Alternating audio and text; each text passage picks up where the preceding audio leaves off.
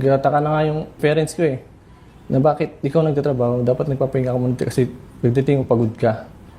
Sabi ko na lang, pinagtatanggol kita na ano, hindi, okay lang ma. Alam ko naman, naiintindihan ko naman na ito na napagod din to dito. That time na gusto kong magano yung sa katawan ko, yung mag-gym ako, hindi mo pinapayagan or ano. Sabi ko, hingi lang ako na 1 oras lang para maano ko, kasi para makabanding ko kayo lahat. Yung anak natin, gusto kong makabanding. Ano ang sagot mo sa akin? Hindi na, kasi naglaro na kami kanina. Yun. Ayun yung naano ko, sabi ko, bakit ganun? Bakit? Gusto ko 3 tayong nagbabanding eh. Yun yung inihiling ko lang eh.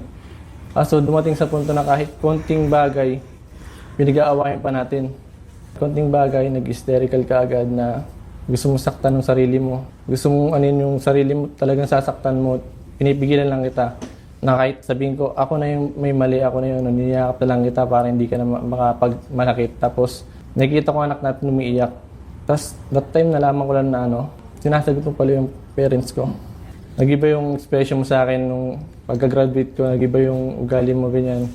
Ayun yung ginano ko sa'yo. Kaya unti-unti, gusto kong baguhin yung ko. Gusto kong pagtibayin yung pagmamahal ko sa'yo, pero wala na, dumating sa punto na... Hindi, tama yun eh.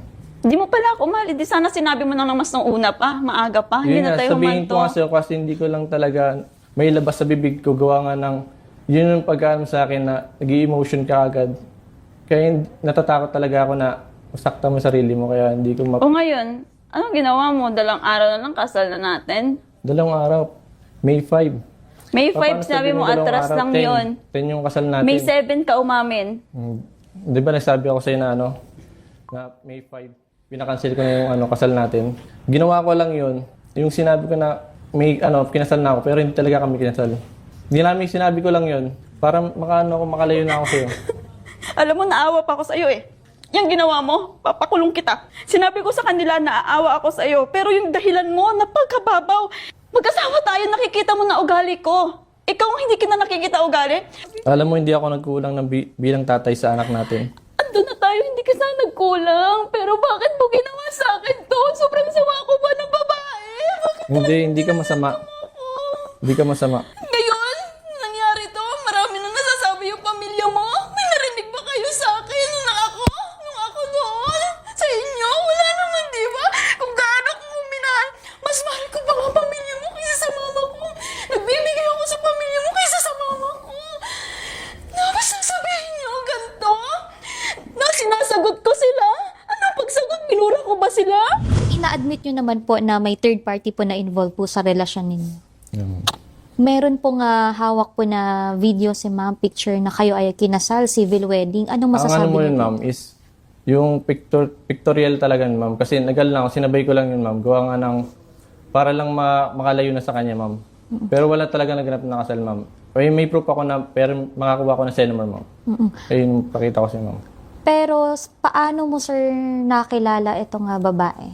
Yung ma'am, that time na, ma'am, na medyo talaga ako, na-stress na talaga ako sa ma'am. Wala na talaga akong maisip na, nandun na ako, ma'am, sa point na, hindi ko na alam yung naisip ko, ma'am. Nagpapahangin ako, ma'am.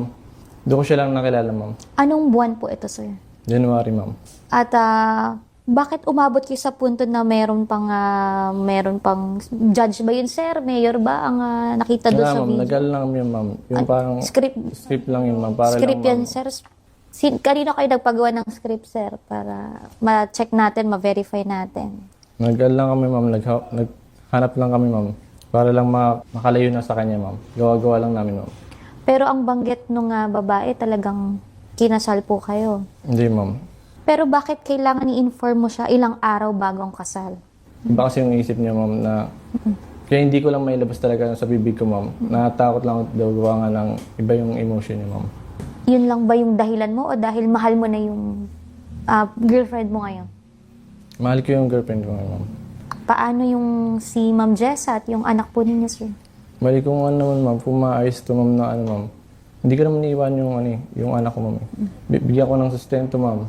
Kung ano yung kailangan ng bata, ibibigay ko lahat. Pero nakita nyo, nagbayad na kayo sa kasal ninyo, sa wedding cake ninyo, sa gown niya, sa souvenirs, sa venue ng kasal ninyo. Paano po yun, sir? Kung bigla-bigla mo na lang sasabihin, kawawa naman yung mga inimbita ninyo, yung mga abay, bisita. Ayun na, ma'am. Humingi ako ng pasensya sa kanila, ma'am, kung hindi natuloy yung kasal namin, ma'am. Nag-prenup pa kayo ng December. Bakit ka pa nag-propose sa kanya kung 2025 pa lang, talagang ayaw mo na? Saan talaga ako gusto nun, ma'am? Umuulan talaga ako, ma'am. Yun yung ano ko, ma'am. Lagi akong nauula lang kung anong gusto niya. Yun, ma'am. Pero ikaw, sir, nabanggit mo sa programa na akala mo buntis yung babae, kaya pinakasalan mo. So, anong Hindi siya totoo po buntis, dito? ma'am. Hindi talaga siya buntis. Ginagawa-gawa ko lang yun, ma'am. Para lumayo lang talaga sa kanya, ma'am. Wala na bang natitirang pagmamahal sa'yo, sir, dito kay Ma'am Jessa? Ma'am. Hindi ka nakipag-break po kay Ma'am Jessa. Hindi ako nakapag-break, ma'am. Pero yun nga, sir, mali pa rin yung ginawa mo na dalawang babae nasaktan mo ngayon. Ano yung bagay ba na meron sa girlfriend mo ngayon na wala kay Ma'am Jess? Wait natin ng 8 years. Mapagmahal sa magulang, ma'am. Ayun yung way, ma'am, na hindi ko nakakita sa kanya, ma'am. Oh my God! 8 taon, di mo nakita sa akin yun? Di pag-alaga sa magulang mo?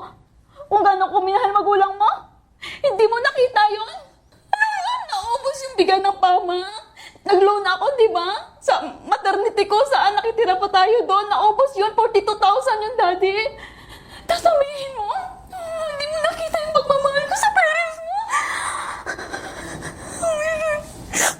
8 taon, wala pala kayong nakita sa akin na gano'n. Sana hindi na lang ako nagtiis sa inyo. Sana sinabi niyo na lang sa akin na mas maaga, na wala pala akong pagmamahal sa inyo. Sana sinabi niyo na lang eh. Hindi, pinahaba niyo pa ako. Pinahaba niyo ako hanggang mag-8 taon na magkaanak tayo. Pinahaba mo pa. Sabihin mo, wala ako pagmamahal sa parents mo. Alam mo, tama yun. Ako gano'n ko sila kamahal, ha? Bakit? Pag may birthday ang papa at mama mo, yung mga ate mo, nandun ako, ha? Pinagluluto ko sila. Mahal na mahal ko sila, eh. Ni minsan hindi ko sila siniraan sa pamilya ko. Wala ako siniraan. Alam mo na kung gano'n kita kamahal kahit sa trabaho. Kahit nakikita ka nila, may babae kang kasama. Pinagtatanggal kita. Sabi ko, hindi yan. Hindi magagawa sa akin yan ni Benny. Hindi niyo magagawa yan. Lagi kitang pinagmamalaki sa trabaho ko. Hindi ka ganun lalaki eh. Pero sasabihin mo na wala akong pagmamahal sa parents mo ngayon. Wala 8 taon. Ay, Diyos ko. Hindi ganyan na pagkakilala ko sa'yo, Benny.